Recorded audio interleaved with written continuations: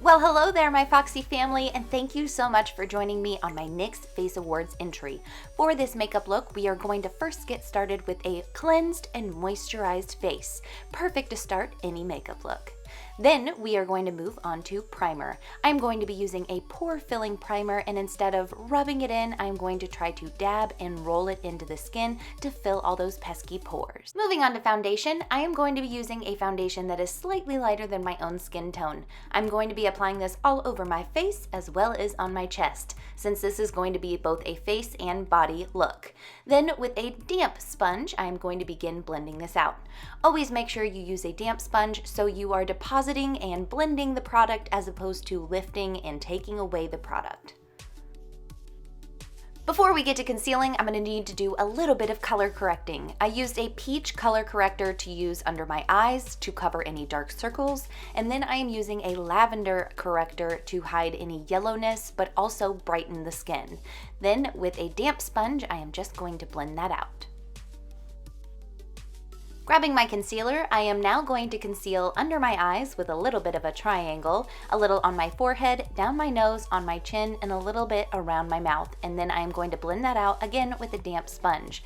I am highlighting the center of my face to make it appear more elongated like a baby deer. Then we're moving on to our powder. I am just going to set this under my eyes and a little bit on my forehead. I don't want to go crazy with the powder since we're going to be applying so many other wet products over top. Now it's time to let it bake. Once you've given that translucent powder enough time to bake, it's time to wipe it away. I like to do this with a large powder brush and begin to buff any of the excess powder into the rest of my skin. Now it is time to move on to those pesky eyebrows. Now for the shape of the eyebrows today, I wanted to go for something a little bit more animalistic because animals really don't have that fabulous arch that us ladies and germs have in our eyebrows nowadays. I wanted to make them a little bit more straight and just have a slight arch right there at the height of the eyebrow. So I outlined my eyebrows as such, and then I am filling them in. Now when we get to the inner portion of the eyebrow, I like to make little lines so it looks like little baby hairs, and I wanted to make it look feral, nice and wild, so I made them quite large and quite messy. Now with a concealer, I am just going to go underneath my eyebrows and kind of clean everything up. Now we're getting started with the fun part, the body paint. Using a dark brown water-activated body paint and a stippling brush, I am going to outline my neck and body. I'm using a stippling brush because I feel like this gives a more textured fur-like look, and also I am leaving the center of my neck and chest bare to look more like the underbelly of a deer. Moving up to the face, I am going to place the paint slightly higher than I would normally contour to get a deer-like bone structure and place it along my hairline on the forehead. Then with my damp sponge again, I am going to go and blend and diffuse any harsh lines along the perimeter of the paint. This is again going to make it feel more fluffy and, cuddly like an animal, like just a furry little animal. Also, if you have any of the paint lift off of the skin, don't worry, just go back and fill it in a little bit later. These things can happen when you're working with layers. Oh yes, and don't forget to take coffee breaks. They are essential to any great makeup look.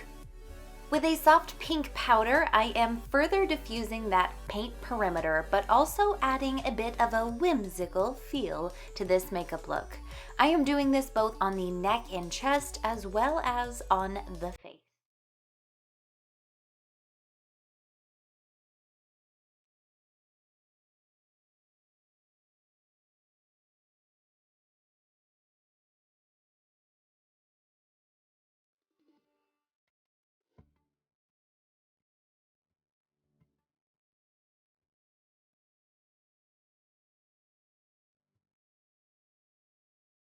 And because the powder that I used had a slight bit of shimmer in it, I simply went over the areas that were affected with a matte brown shadow that matched the color of my paint. And voila, no more shininess. Now I am going to jump over to the eyes for a moment. I am using a concealer to prime my eyelids and blending that out with my ring fingers. Once it's all blended in, I am going to set that with a skin tone eyeshadow. This is going to soak up any of the oils and make blending other shadows easier later on. Then with a very warm light brown shadow and a fluffy blending brush, I am going to begin sculpting out my crease, blending this all the way up to my brow in the inner corner to create a more lifted eye socket, and then all the way into the paint on the outer corner to make my eye appear more elongated. Then with a darker warm brown shadow, I am going right below the previous shadow, tighter to the crease, doing the exact same motions except when we get to the inner corner towards the brow, I am going to begin dragging the shadow down the sides of my nose. This is really when we begin sculpting out the face to look more deer-like. Since a deer's face is much more long and narrow, where a human's is definitely not, I am going to use the nose as a platform to start creating that illusion.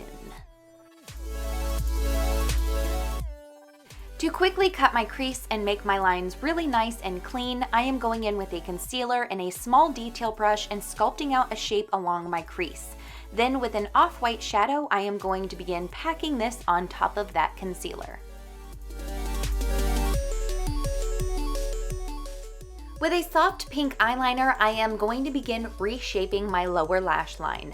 Deer have much larger and more round eyes than humans do, so I am dragging slightly down from the tear duct and then just extending the lower lash line down about 1/4 of an inch. And don't forget to line the waterline to match.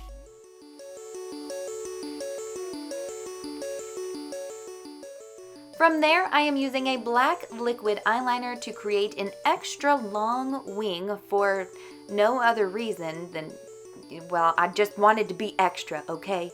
We're doing a deericorn or a UniDeer, or a UniDeer, okay? If I want to be extra, I'm gonna be extra. Now make sure you are lining your top lash line, and then we are going along the perimeter of our new lower lash line to make it look more definitive.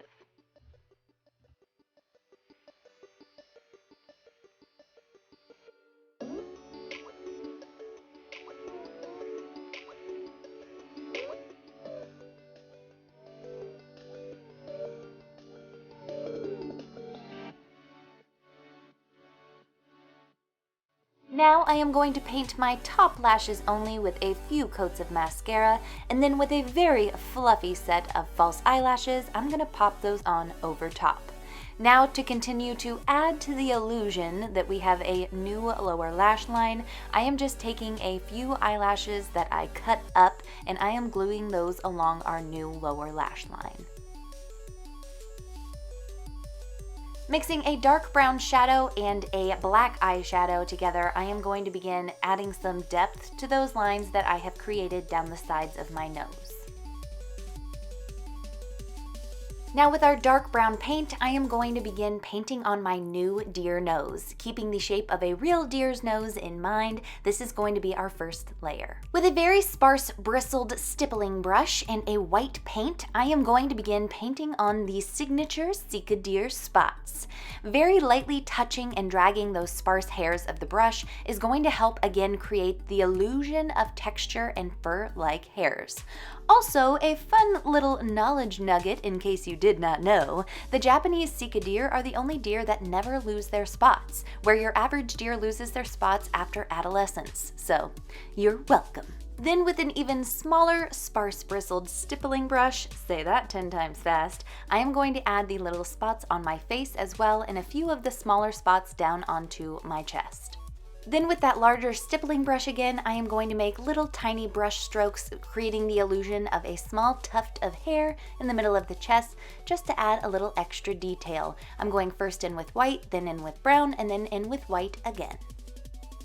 Now I am going to quickly plump my lips, and while I am waiting for my lips to plump, I am going to take a little bit of a pink hued highlighter and highlight my cheekbones, a little bit down my nose, as well as on my collarbones. Then I'm going to add a few more layers onto the actual nose. This is going to give it the illusion that it is slightly wet, so I go in with a slightly lighter brown and then a white, blend it in a little bit, and then do one little dot of white to look like the light is reflecting off of it. Then for our lips, I am going to create a slight bit of an ombre on the lips, and I am focusing mainly on my lower lip and not my upper lip, because here in a moment we're actually going to go in and reshape that upper lip. So I'm starting off with a more taupey, darker brown, and then going in with a light nude shade in the middle and making that nice and ombre'd. Now with the dark brown paint, I am going in and creating a line from my nose to my upper lip and then recreating the shape of my upper lip altogether. I am going to elongate it on the outer corners so it seems more wide, and I am just kind of creating the shape of a deer's mouth, because deer don't have lips like humans do. So I am just trying to make it look more like a deer's is. Now before filming, I did create a bunch of props for this makeup look, and I'm going to be applying them now. I'm taking a little bit of spirit gum and placing it on the back of this little nest I have created, and I'm going to place this on my collarbone because I'm corny like that. Now if you do have any trouble getting the spirit gum to stick, just take an alcohol pad and wipe away any of the makeup before applying it. This should get it to adhere very easily. I don't have any troubles with it, so now I'm moving on to my unicorn horn. And as to why I decided to add a unicorn horn to a deer look, well, I thought it would be freaking cool, okay? I have always loved the idea of a unicorn deer because I think it would be super duper cute. And to create the illusion that the unicorn horn is not just floating on the top of my head, I'm adding a little bit of dark brown shadow underneath the horn to create that depth. And then I am just taking a brown face paint and I am adding this underneath to kind of make it look like the skin is slightly wrinkled. And I decided to pair this look with a cotton candy pink wig, and this is the head piece or crown that I have created for this look specially. It was a lot of work and it was a little bit taller than I expected, but I think it's super cute and I'm super proud of it.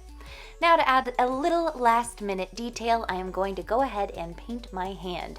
I'm starting out with that dark brown paint first, and then I am going to go into the black to create the illusion of a hoof, and then once I have the hoof on, I am going to take the stippling brush and create little hairs over top of the hoof, because well, it wouldn't just be a straight line, would it? We'd have hair there. And then just to add some final detail touches, I am going to add some spots onto the hand as well.